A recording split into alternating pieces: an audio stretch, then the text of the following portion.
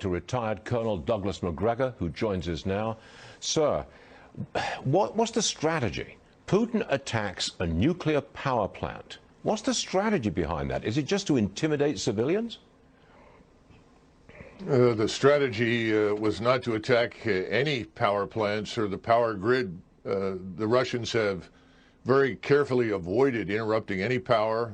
No damage to communications, no damage to any of the things that are essential, like the water supply. What you're seeing is that the Russians have now driven what is left of the Ukrainian forces, who are taking refuge in population centers, cities, because they have no mobility, no air defense, no air cover, no logistical infrastructure.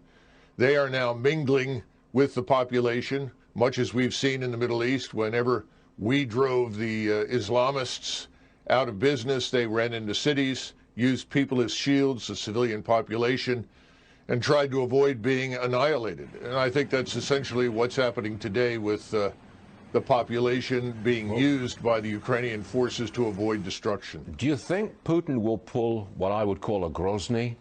Grozny was the capital of this breakaway republic. He flattened it when the civilians resisted. Yes. You're going to see this. I mean, is he going to flatten Ukraine?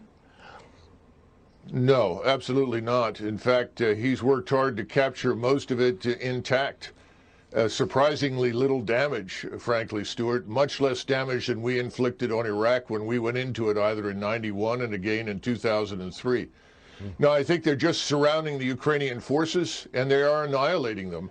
And this is inevitable. And Mr. Zelensky, I think, is postponing the inevitable in the hopes that we are going to rescue him, and we are not coming.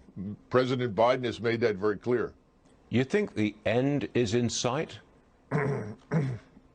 Well, the end the end of this phase is still a few days away.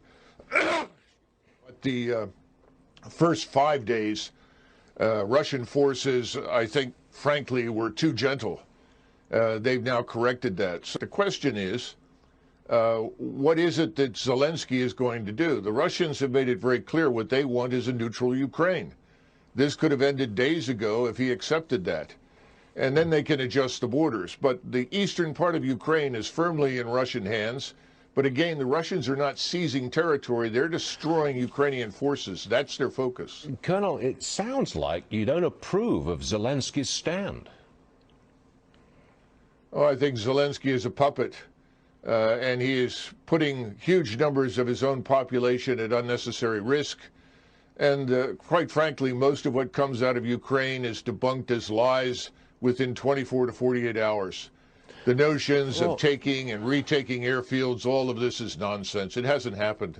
He's not a hero? When he's standing up for himself and his own people? You don't think he's a hero? No, I do not. I don't see anything heroic about the man. And I think the most heroic thing that he can do right now is to come to terms with reality. Neutralize Ukraine. This is not a bad thing. A neutral Ukraine would be good for us as well as for Russia.